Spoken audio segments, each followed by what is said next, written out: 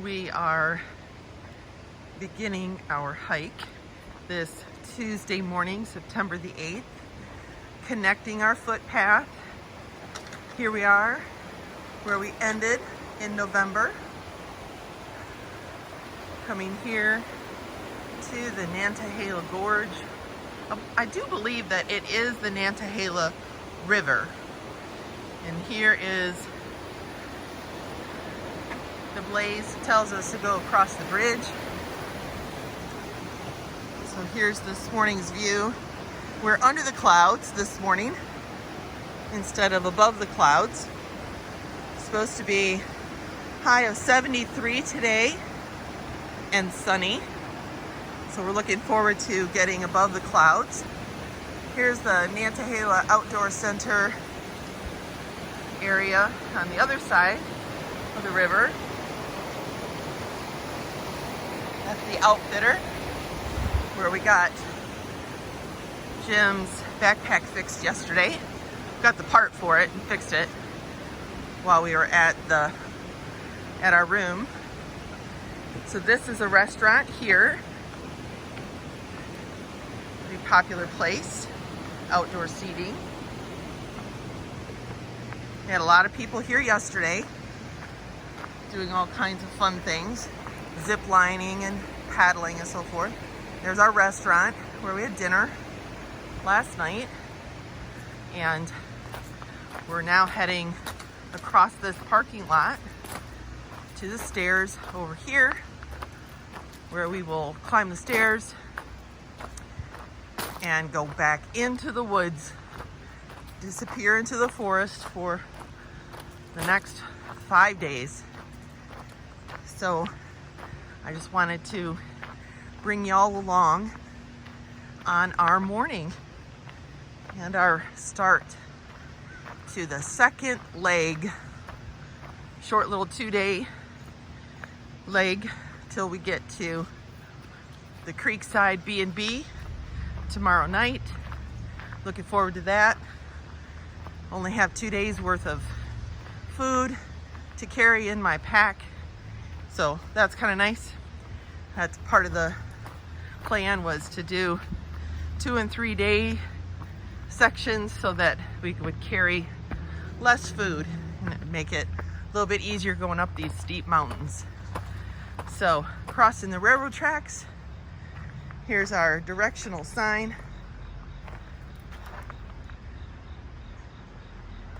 So 27.6 miles to Fontana Dam and our entry into the Great Smoky Mountains National Park. So up and away we go. Had to get a picture of this rock outcropping here that's above our heads. We're in the, maybe 150 feet above the river here, and the Nantahala Gorge, and the trail goes down under those rocks. We came across this pile of rocks on the trail, and it looks like petrified wood, all cut up into cordwood, stacked up here, all mishmash. Just 50 yards from the petrified wood-looking rock, we came across this natural bench, and it's just amazing. We're assuming that God put it there.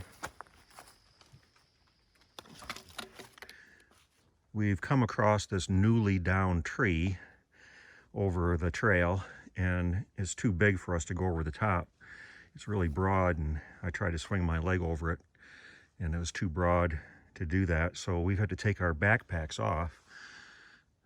Inspiration's got them over there with our trekking poles, and we're having to climb under, or crawl underneath. So here's perspiration crawling underneath the blowdown. Definitely would not have been able to do that with a pack on. Thumbs up, buddy. So here's our lunch for today, day 4. We have summer sausage, cheddar cheese, crackers, and olives. Very good. These are our favorite kinds of water sources to find. They have put in a pipe so that the spring has a nice direct spout for people to fill up their water. It's a lot easier than trying to get it from that little trickle right there.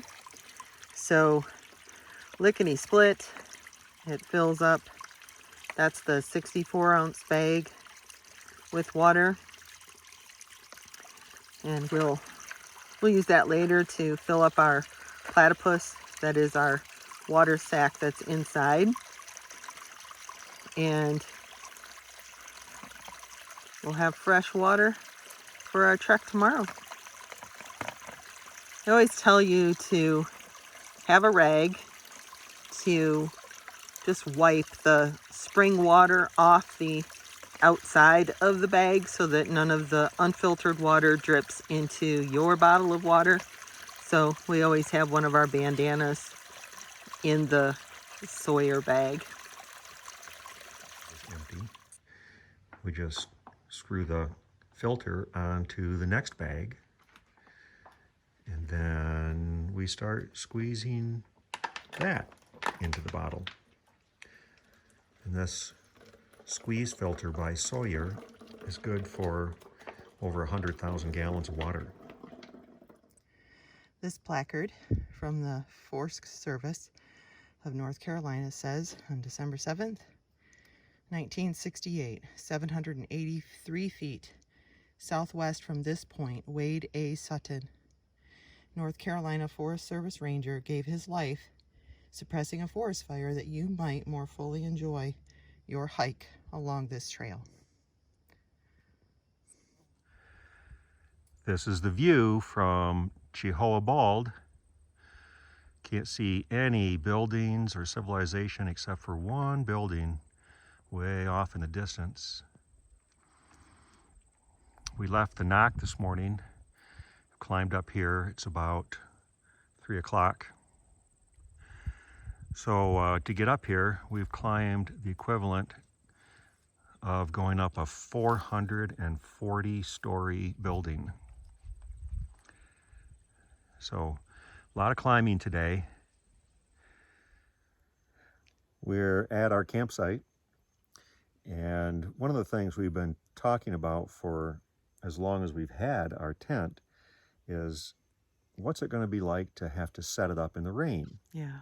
So it's not raining, and so we thought it would be a good time to practice when it's not raining. So why don't you explain what our plan is?